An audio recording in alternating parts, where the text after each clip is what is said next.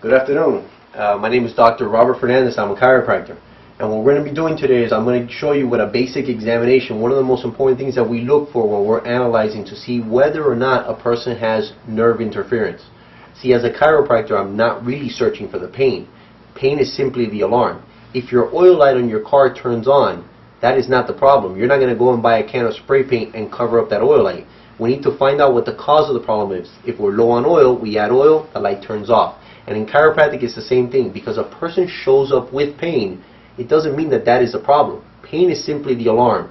We need to find the cause of the problem, eliminate the problem, and when we do so, the pain will disappear on its own. Taking painkillers are not solving your problem. They're only masking the pain. What we have here today is we have our beautiful assistant, Milena. And what I'm going to do is I'm going to show a typical leg check. One of the things that we look for is make sure that the patient is perfectly straight on the table.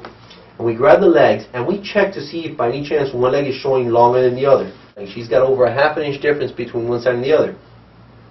I have Milena turn her face to the right side and there was no change there. Please turn your face to the left side. And there's still no change there. This has told me that there's really nothing going on in her neck right now. Go face down. And what I'll do is I'll take the legs and I'm going to go over to the second position. Now what I am finding now is the leg that was short, which was the right leg, has actually now become long. Almost a ½ inch long. So I know that she doesn't truly have a short leg. If she did, there's no way it's going to grow just because I bent it. So what we're going to try to find out is what can possibly create enough confusion in the body that it can cause one leg to appear shorter than the other. And the answer is actually pretty simple. If you think about your arm, if we were to move our arm, if we closed our eyes and we moved our arm, we know exactly what that arm is doing even though we're not looking at it. The reason for this is that every single joint in our body has mechano and proprioceptors that tell your brain exactly what that joint is doing. Well, our body utilizes those proprioceptors and mechanoreceptors to give us our posture, to give us our balance, so we don't have to think about how to stand up or how to walk.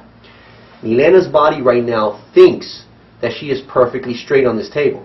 And because of pressure on the nervous system, it's creating enough irritation that it's causing one leg to appear shorter than the other.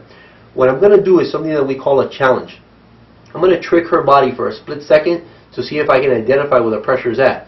The most common thing that can actually cause a leg to be short and then actually extend would be a problem with the sacroiliac joint. If I take that joint and I stimulate it and challenge it, what I'm doing is I'm confusing her body for a split second. I come back down to her legs. I'm still showing a little bit of difference, so we're going to do another angle of challenge. Relax. That one actually improves more. If I go to the second position, the legs actually appear straight right now. I actually have not fixed anything. All I've done is trick her body. If we stay here for a few seconds, let's see how long it takes us, you'll actually notice that the leg is starting to appear as if it's longer again. The reason for that is the tension is building right back up in the body. We have not fixed the problem. What I would actually do is make an adjustment on that area. We will loosen the joint to take the pressure off the nervous system. We utilize a very light force technique in our office. One of them is Thompson drop table. And it's very simple. What we'll do is we'll apply a light force onto that joint, and the impact of the table will actually help to loosen the joint up.